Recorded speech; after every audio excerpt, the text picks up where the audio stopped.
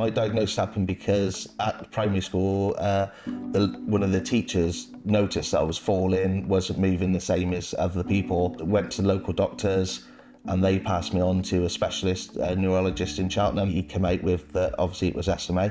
My dad didn't believe the diagnosis, so asked for a second opinion, and we went then off up to Oxford to get the diagnosis again, which was a shame for him. The journey since obviously diagnosis was basically I've always been told by my brothers and my parents, just get on with it, you're no different, and enjoy it. So I went off, I've done car racing, I played football, I've been in anything I wanted to go at. There's never been a barrier. Since becoming an adult, it's become harder, obviously, after the growth spurt, because everything stops from when you go from paediatrics to adults. That was the main barriers to come across at that age of 16, from being treated to physio, swimming and everything else, to everything stopping pretty much overnight. I think that's the hardest thing, becoming an adult with SMA, that your comfort blanket is kind of taken away from you. My name's Gary Edgecombe and I'm 37. I was diagnosed at 6 years of age with SMA type 3.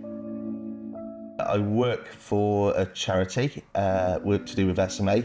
My main hobbies are anything to do with motorsport, rugby, and yeah, just basically getting out there and enjoying life. My rugby team's a little village team called Norton RFC. We're also known as the War Pigs. It's just a local team across the road from me, and I'm the chairman of it. I think the biggest challenges are obviously coming to terms with your condition and the changes you're having in life. Until the age of 36, I've never met another person with SMA. I got thrown in at the deep end when I started with the charity because we did an adults weekend. So within 2-3 weeks of being at the charity, I then met 20 odd people with SMA. Lucky enough for me, I made good friends with my physio at the John Radcliffe when I was there, and she informed me that the treatment wouldn't be available at Oxford and perhaps to start looking. I asked to change my consultant to one from Bristol because I know that the drug was being available at Bristol. So during my wait for treatment, COVID-19 came along and completely shut down the hospitals. I had a near on 2-year wait before I was then allowed to go and look at it. And by that time, in those 2 years sat doing nothing, you do lose a lot of your muscle mass of what you had.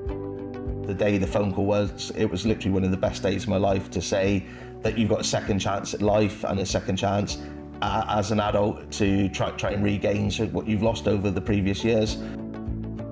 So obviously we're being diagnosed at 6 and finally getting my treatment at 35. And there's a long wait, but the wait was worth it.